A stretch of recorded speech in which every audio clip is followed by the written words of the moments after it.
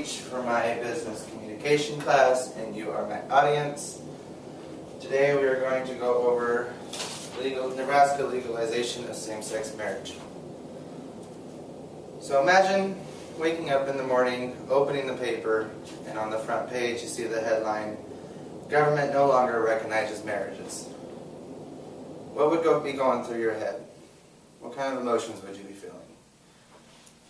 Just kind of think about that for a second. These are things that same-sex couples feel on a regular basis. So today what we're going to go through is we're going to take a look at the views against same-sex marriage, why those views are wrong, and some supporting views of why same-sex marriage should be legalized. So first, the views against same-sex marriage. The first one's religion. Same-sex couples are against the Bible. God says it's bad. On and on.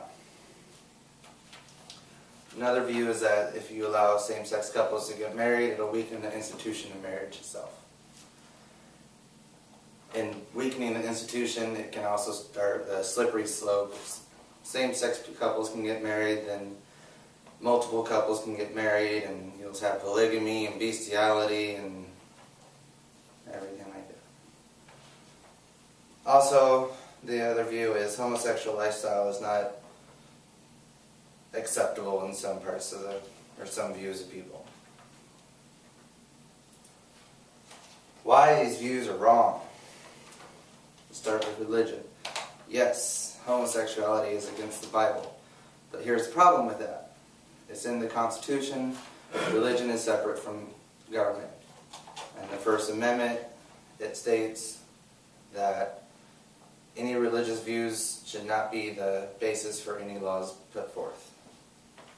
That right there knocks out any religious views as an argument. Weakening marriage. Allowing people to get married isn't what would weaken marriage. It's the divorce rates, the climbing divorce rates. For instance, people married in the 90s have a 75% chance of getting divorced, according to recent studies.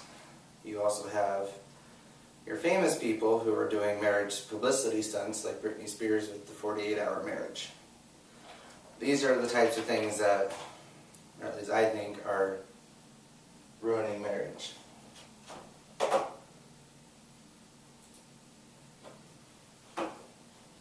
Computer hiccup.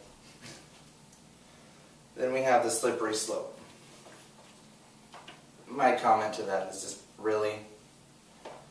If you honestly think that letting two people that love each other get married is going to lead to people marrying their dog, then you have bigger issues than we can solve here. Then there's the lifestyle question. There is a research study that was completed that did show homosexual people are more likely to get mental disorders such as depression and other depressive-related disorders.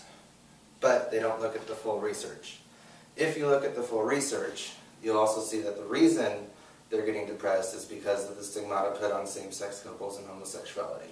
They get depressed because they're getting made of in high school, the bullying, the picking on, not being able to get married, being able to have a family.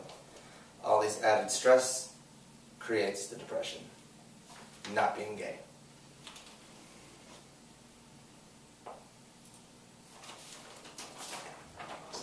So, with that said, we're going to go on to the support for gay marriage. The biggest one is you're denying a minority a simple right. The Constitution says that every person in America has the right to pursue happiness, blah, blah, blah, blah. But aiming at the pursuit of happiness, if you're denying the minority to get married and to show their love, you're denying them the pursuit of happiness. You're also denying them the marriage benefits that should be available to all couples. The tax benefits, the will benefits, the death benefits, insurance benefits, on and on and on. There's also the more recent argument, same-sex couples can't procreate. Simple biology. So with that said, adoption rates should go up. So you'll see less children in foster homes, less children growing up in orphanages because they're being adopted by same-sex couples.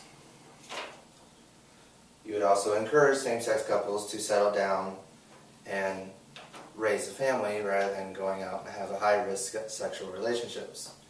So should see a decrease in sexually transmitted diseases.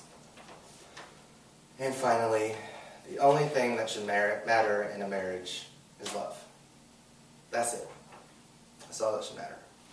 It shouldn't matter what you have between your legs, and if it's different than what you have, what you're marrying.